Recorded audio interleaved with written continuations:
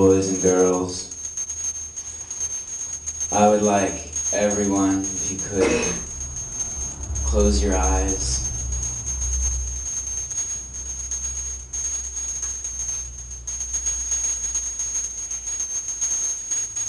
Close it. It's something different.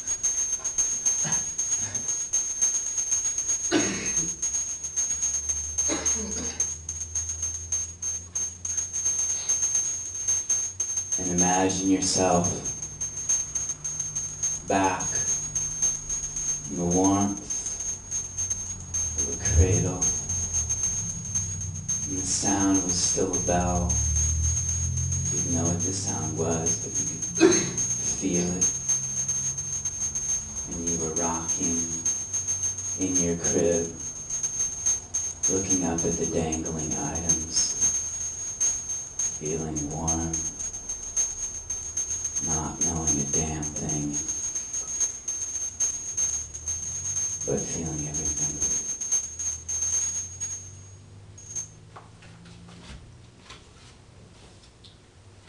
She is red, 30 feet tall, a paper doll, my paper doll. I call her Brenda, but everybody else calls her Chopstick. She's better than any steak you could eat. In fact, not 1 ounce of her content is flesh. She was pulpy and wet, and now she's just stiff and easily crinkled. Bordering frail, not a bad deal though if you plan on eating her and rolling her into little balls to throw at your friends.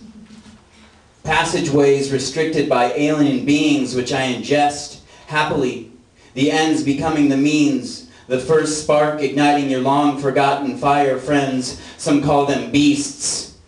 A label I've come to love. A table set for two so we sit and read poetry simultaneously. Our skills honed so delicate we give and take. Listening while telling, telling while listening. Tales, your words, ignite my own.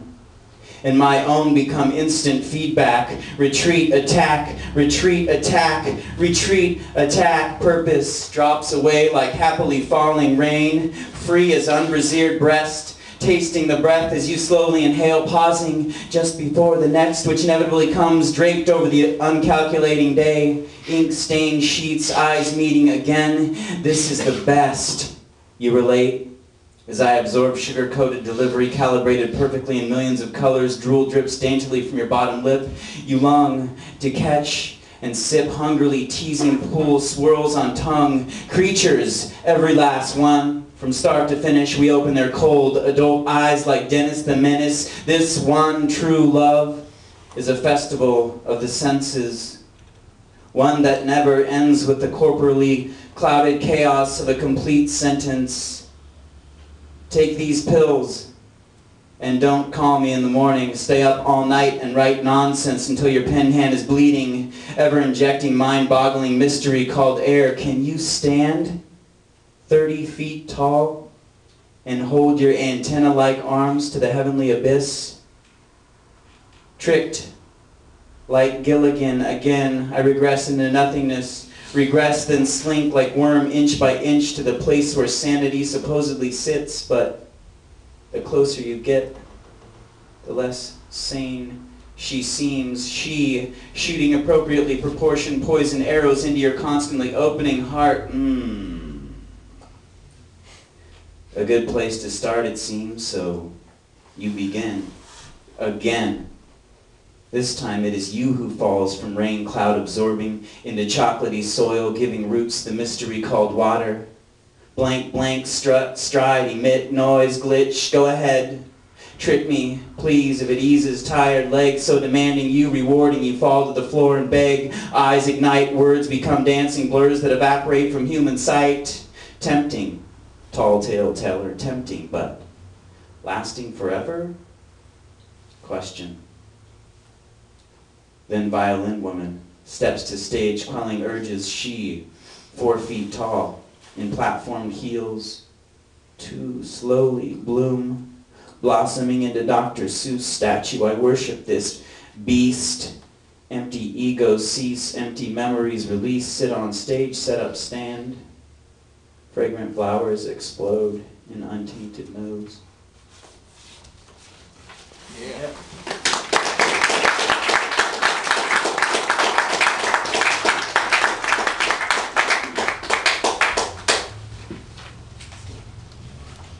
I have a couple more. I have no sense of time at all. I don't know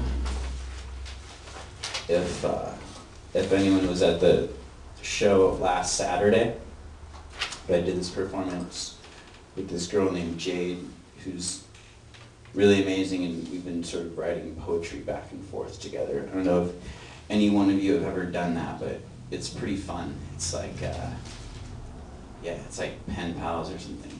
But it's very inspiring, and that's what I think we're all here to do for each other. It's the most sacred thing that I've ever done, and yeah. So this is something she wrote, and then something I wrote.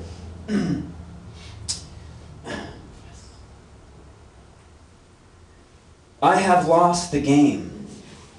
The ticket is no longer in my hands. Not tonight, not tomorrow.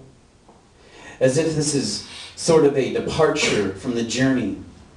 The part where your oxen drowned in the rushing river, but there is nothing you can do to save them. We have learned it is better to simply press on without them. If only we could press on without ourselves. An eclipse, I hopefully the two pass in front of each other and onward again. There's a little 3-inch man living inside my soul right now, and he wants to kill people and break glass bottles. What a silly little man.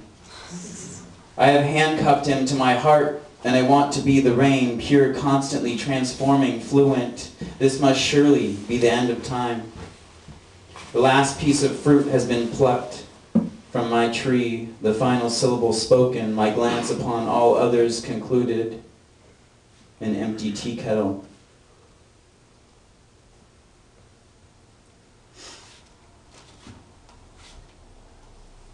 The oh so subtle light brigade, slowly sauntering by, hauntingly delicate footsteps, 10-ton glass shoes along elevated paper angel wing floors. Her sonnets are dire, lamenting the cage door, keyhole turning, teasingly telling the nowhere to go tale, a stage she stomped on before, eyes blazing truth, biting hard until the air itself bleeds into her throat.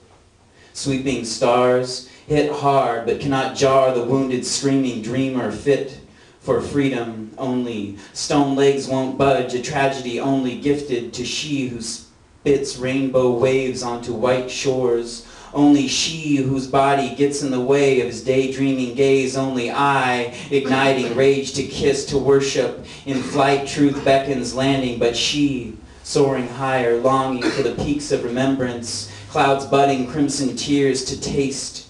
Just an ounce to activate mama's blood inside these means. Fire inside this marrow core, hollow shouts and returning grace. The counter repeats, 11, 11. 0, 1, 5, 6, dot, dash, and eat while shitting bricks of golden-aged geese, all teeth sunk deep into flesh and won't let go.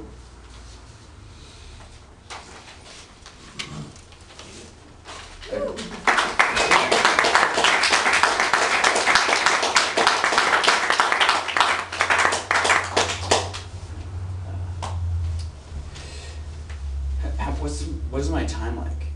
I have no idea. I think you have time to do one more. One more? Well, I don't know when is one. I don't. Right. Sometimes one more is 10 minutes. I don't know how right. long is it. I'm gonna read 3 more in a row, and yeah, and these 2 of the ones I'm gonna read are in